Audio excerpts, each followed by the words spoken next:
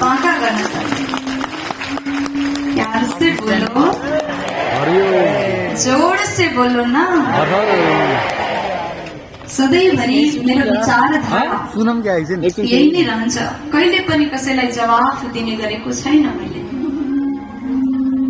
मलाई बस एउटा कुरामा विश्वास छ, यदि म सत्य छु, यदि म सत्यको पथमा हिँडिरहेको छु, यदि म सत्मार्गमा छु र भगवानको नजरमा राम्रो छु भने दुनियाँको नजरमा देखावटी गर्ने आवश्यक नै छैन, किनकि मेरो भगवानले, मेरो पशुपतिनाथले देख्नु भएको छ। प्रहलादजीको माथि पनि संकट आयो। यहाँ त प्रहलादजीलाई दुःख दिनको लागि अरूको आवश्यकै परेन।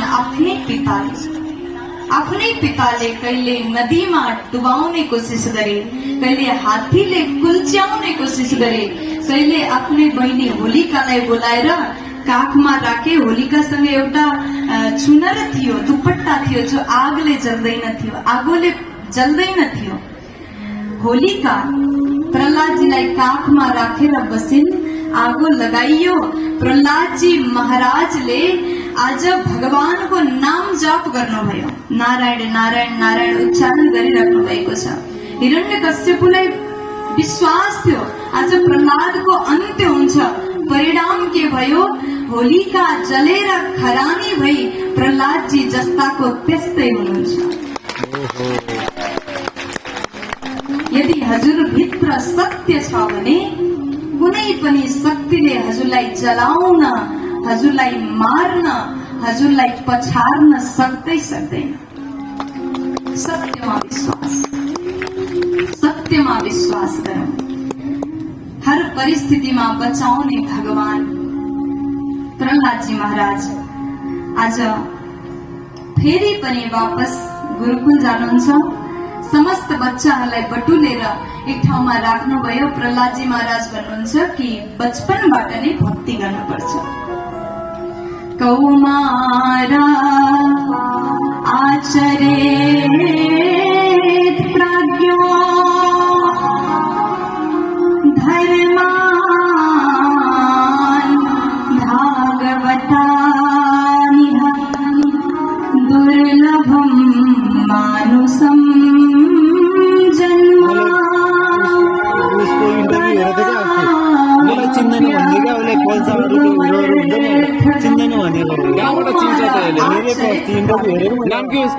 भजन भगवानको कथा बाल्यावस्थाबाट नै गर्नुपर्छ, यो वृद्धावस्थाको काम होइन।